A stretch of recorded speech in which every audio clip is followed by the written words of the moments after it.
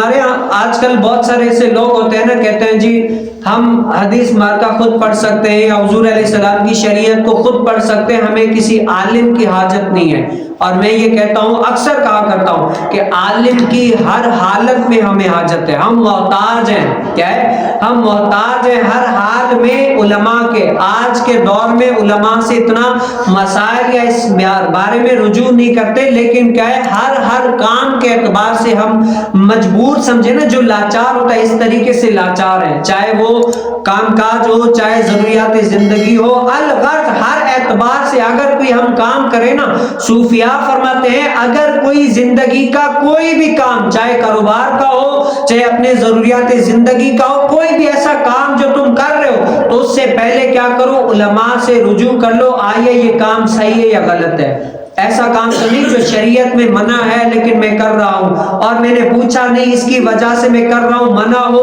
اور یہ میں کیا ہے صحیح سمجھ کے کر رہا ہوں لیکن کیا ہے اس کی وجہ سے مجھے گناہ مل رہا ہو۔ تو صوفیاء کیا ہے، ہر چھوٹا سا چھوٹا، بڑے سے بڑا کوئی بھی کام ہوتا نا، چاہے اپنا کرے چاہے دوسروں کا، چاہے کاروبار کے لحاظ سے ہو چاہے اپنی ضروریات زندگی کے لحاظ سے ہو، ہر کام کے اعتبار سے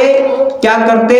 علماء سے پوچھتے کہ یہ کام صحیح ہے یا غلط ہے۔ اس طریقے سے وہ کیا ہے شریعت کے اوپر مضبوطی سے چلتے اور اپنے آپ کو شریعت پر چلنے میں کیا ہے کامیابی اور کامرانی محسوس کرتے ہیں۔ تو آج ہمیں بھی اس طریقے پر عمل پیرا ہونے کی ضرورت ہے، لیکن کچھ ایسے لوگ آگے کہتے ہیں ہمیں علماء کی حاجت نہیں، ہم خود جو ہے نا قرآن و حدیث پڑھ کر دین کو سمجھ سکتے ہیں۔ لیکن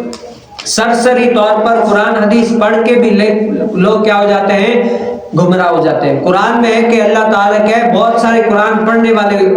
کامیاب ہو جاتے ہیں اور بہت سارے قرآن پڑھنے والے ایسے ہیں جو گمراہ ہو جاتے ہیں، حالانکہ دونوں قرآن ہی پڑھ رہے ہیں۔ اور جو ہدایت پا رہے ہیں نا وہ بھی قرآن پڑھ کے ہدایت حاصل کر رہے ہیں، اور جو گمراہ ہو رہے ہیں وہ بھی قرآن پڑھ کے ہی گمراہ ہو رہے ہیں۔ مطلب کیا ہے، اسی طریقے سے حدیث مبارکہ، اسی طریقے سے دین کے عمومی مسائل کیا ہے وہ اسی طریقے سے وہ اپنی عقل کے مطابق پڑھ رہا ہوتا ہے، عمل کر رہا ہوتا ہے۔ یہ نہیں پوچھتا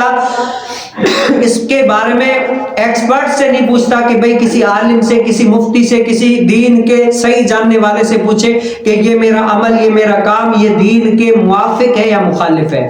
اسی طریقے سے بہت سارے لوگ کہتے ہیں ہم نہیں پوچھیں گے۔ تو کیا اگر حدیث مبارکہ بھی سرسری طور پر لوگ کیا ہے پڑھ کے گمراہیت میں چلے جاتے ہیں۔ وہ کیا ہے، حضرت انس رضی اللہ تعالیٰ عنہ نے کہا کہ نبی کریم صلی اللہ علیہ وسلم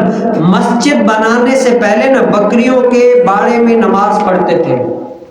اپنے آپ سے پوچھو نا بھائی نماز کہاں پڑھنی ہے؟ میں کہتا ہوں جو تھوڑے سے تھوڑا پڑھا لکھا ہوگا یا بالکل پڑھا لکھا یا کسی نے مسجد میں آیا ہی نہیں ہوگا نا، اس سے بھی پوچھے تو بھائی نماز کہاں پڑھنی ہے، تو وہ یہی جواب دے گا یہاں تو مسجد میں پڑھے یا ایسی جگہ پڑھے جہاں پر کیا ہے صحیح والی جگہ ہو، پاکی ناپاکی کے یعنی وہ ہوئی ہو۔ لیکن اگر آپ اس کو یہ حدیث مبارکہ دکھا دیں کہ نبی مکرم صلی اللہ علیہ وسلم نے بکریوں کے باڑے میں نماز پڑھی ہے،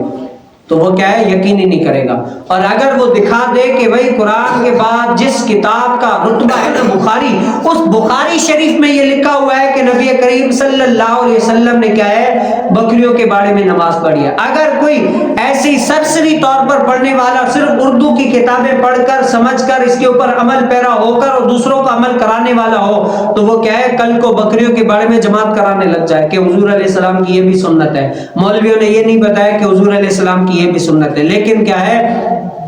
علماء اس کے بارے میں کیا فرماتے ہیں۔ امام بخاری حدیث مبارکہ کیوں لائے؟ یہ اسی لیے لائے کہ امام بخاری کا ایک اسلوب ہے، طرز ہے کہ جو حلال ہے نا چوپائے اس کے کیا ہے پیشاب وغیرہ، امام بخاری رحمت اللہ تعالی علیہ کا مذہب یہ ہے کہ وہ پاک ہے، لیکن کیا ہم یہ جواب دیتے ہیں کہ نبی کریم صلی اللہ علیہ وسلم نے جو بکریوں کے باڑے میں نماز پڑھی نا، اس سے یہ لازم نہیں آتا کہ حضور علیہ السلام نے جو نماز پڑھی وہاں پر چٹائی نہ بچھی ہوئی ہو سکتا ہے چٹائی بچھی ہو، اور اس سے یہ بھی لازم نہیں آتا کہ وہ جگہ کیا ہے ناپاک ہو سکتا ہے کہ وہ جگہ بھی پاک ہو۔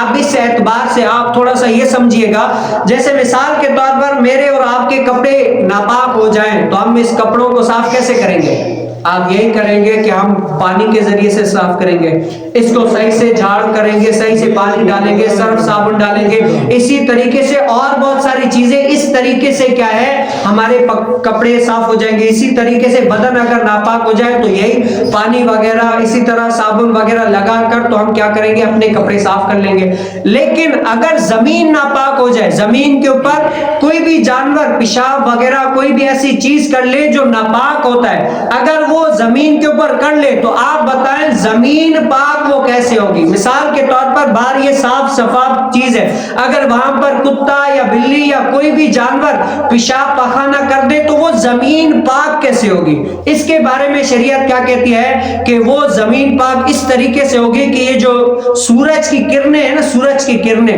اگر اس زمین کے اوپر پڑتی رہے وہ پیشاب کیا ہوگا تو وہ زمین کیا ہوگی؟ تر ہوگی۔ اگر وہ پڑتی رہے وہ زمین بالکل سوکھ جائے بالکل سوکھ کے صحیح ہو جائے، پلین ہو جائے، اور وہ جو جہاں پر آلی تھی وہاں پر کیا ہے تر تھی وہ کیا ہے بالکل سخت ہو جائے، تو اب وہ جگہ کیا ہے پاک ہو گئی۔ اب وہاں پر اگر کوئی نماز وغیرہ کوئی بھی پڑھنا چاہے تو پڑھ سکتا ہے، اگر پتہ ہے، ویسے تقویٰ یہ ہے کہ نہ پڑھے مسئلہ نہیں ہے، لیکن اگر پتہ نہ ہو وہاں پر پڑھے تو پڑھ سکتا ہے، مسئلہ نہیں ہے، ہو جائے گی اس کی۔ تو اسی طریقے سے حضور علیہ السلام نے جو بکریوں کے بارے میں نماز پڑھی وہ اسی لیے کہ ہو سکتا ہے محدثین فرماتے ہیں کہ وہاں پر چٹائی بچھائی ہو، اور اس سے یہ بھی مراد نہیں آتا۔ محدثین فرماتے ہیں آج کے دور میں جیسے ہوتا ہے نا، آپ نے دیکھا ہوگا بکریوں کے بارے میں اتنی ساری گند شند ہوتی ہے، لیکن جو پہلے کے دور کے لوگ ہوتے تھے نا وہ کیا کرتے تھے، بکریوں کے باڑوں کو بھی ایسے صاف رکھتے تھے جیسے گھر کو صاف رکھتے ہیں، ایسی طریقے سے۔ اور یہ حدیث مبارکہ میں کیا مذکور ہے کہ حضور علیہ السلام نے مسجد بنانے سے پہلے، مطلب کیا ہے اس دور میں ابھی مسجد نہیں بنی تھی، اسی لیے حضور علیہ السلام نے اس میں نماز پڑھی۔ اور اس سے یہ بھی لازم آتا ہے جیسے آج کل پہلے سواریاں کیا تھی، گھوڑے، اونٹ، گدھے وغیرہ یہ تھا نا، گاڑیوں کا تو تصور ہی نہیں تھا نا۔ آج اگر آپ کے گھر کے قریب گاڑیاں کتنی گزرتی ہیں اور پاس میں یا الغرض آپ کا جو سین ہے وہاں پر بھی گاڑی کھڑی ہوتی ہے، دوسرے دن گاڑی نکل جائے وہاں پر آپ نماز پڑھ رہے ہوتے ہیں، کیونکہ آپ کو پتا ہے وہ جگہ کیا ہے، پاک ہے، پڑھ رہے ہوتے ہیں۔ تو اس دور کے اندر کسی نے دیکھا ہوگا کہ وہاں پر کیا ہے، کسی جانور نے وغیرہ نے بکریوں کا باڑا ہے یا بکریوں کی باندھنے کی جگہ ہے، اور دوسرے دن وہ بکریاں نہ ہوں گی، حضور علیہ السلام نے نماز پڑھ رہے ہوں گے، تو کسی نے دیکھا ہوگا کہ حضور علیہ السلام بکریوں کے باڑے میں نماز پڑھ رہے ہوتے ہیں۔ مسئلہ کیا تھا کہ حضور علیہ السلام نے اس جگہ کی پاکی اور ناپاکی کا خیال کرتے ہوئے پھر پڑھی تھی، آج ہم بھی پڑھ رہے ہوتے ہیں۔ اس لحاظ سے رسول اللہ صلی اللہ علیہ وسلم نے کیا ہے بکریوں کے بارے میں نماز پڑھی، اور وہ کیا تھا، حاجت تھی، مسجد بنی نہیں تھی۔ جب مسجد بنی نہیں تب کیا ہے اگر کوئی کام پر پڑھے تو پڑھ سکتا ہے۔ اور پچھلی امت کے لیے یہ تھا، آج تو میرے اور آپ کے لیے آسانی ہے نا بھائی، گھر میں فرض جو ہے نا سب سے زیادہ بہترین طریقہ یہ کہ مسجد میں پڑھا جائے، گھر میں فرض نہیں ہوتا، کیا ہے ہو جائے گا، لیکن کیا ہے جو مسجد میں پڑھنے کا ثواب ڈبل ہے وہ وہاں گھر پہ نہیں ملے گا۔ اسی طریقے سے اور حضور علیہ السلام کی امت کو یہ عظمت حاصل ہے کہ حضور علیہ السلام کے لیے نا چاہے بندہ یہاں پر پڑھے، گھر میں پڑھے یا کہاں پر بھی، فرض کے علاوہ سنت نوافل وغیرہ، یا جہاں پر مسجد نہیں ہے گھر پہ یا کہیں بھی پاکی والی جگہ پر اگر کوئی نماز پڑھے گا تو ہو جائے گی، مسئلہ نہیں ہے۔ پہلے والی امتوں کے لیے کیا ہے، گھر میں نماز پڑھنا یا کہیں اور جیسے جنگل میں بندہ جا رہا ہو، نماز کا ٹائم ہو گیا، مسجد ہے ہی نہیں، تو وہاں پر اگر باوضو یا تیمم کر کے نماز پڑھنا چاہے، کہیں پر بھی پاکی والی جگہ پر پڑھ سکتا ہے۔ تو پہلے کی امتوں میں یہ آسانی نہیں تھی، اب ہمارے لیے آسانی ہے کہ جہاں پر پاکی ناپاکی کا مسئلہ حل ہو وہاں پر اگر کوئی نماز پڑھنا چاہے تو پڑھ سکتا ہے۔ اور ایک نے مجھ سے پوچھا کہ اگر کوئی گھر پہ نماز پڑھے تو کیا ہے، سب سے پہلے کیا ہے، یہی ہے کہ سب سے افضل یہ ہے کہ فرض نماز کہاں پڑھنی چاہیے، مسجد میں۔ اس کے بعد حضور علیہ السلام نے فرمایا کہ اپنے گھروں کو کیا ہے قبرستان نہ بناؤ، اس میں کیا ہے ذکر و اذکار کیا کرو، نمازیں پڑھا کرو، تہجد پڑھا کرو۔ اس سے مراد کیا ہے، علماء ہماری یہ رہنمائی فرماتے ہیں کہ فرض تم مسجد میں پڑھو، اس کے بعد کیا ہے سنت نوافل وغیرہ جا کر تم اپنے گھر میں پڑھ لو۔ اسی طریقے سے قرآن بھی مسجد میں بھی پڑھو، گھر میں بھی پڑھ لو، لیکن فرض کی تاکید علماء فرماتے ہیں اگر لوگوں کو یا عوام کو یہ اجازت دے دی گئی کہ تم اپنے گھر میں فرض پڑھو تو وہ کیا ہے مسجد سے آنے سے کترائیں گے. اس طرح مسجد کا تقدس ختم ہو جائے گا, مسجد ویران ہو جائے گی. فرض نماز کے لیے آمادہ کر کے کہاں پڑھو؟ حضور علیہ السلام نے خود ہمیں بتایا کہ مسجد جا کر فرض نماز مسجد میں پڑھو. اللہ تعالیٰ میں کیا کرے, رسول اللہ صلی اللہ علیہ وسلم کی شریعت پر عمل پیرا ہونے کی توفیق نصیب فرمائے, اور جو کچھ ہم نے سنایا اپنی پاک بارگاہ میں قبول مقبول فرمائے. وآخر دعوانا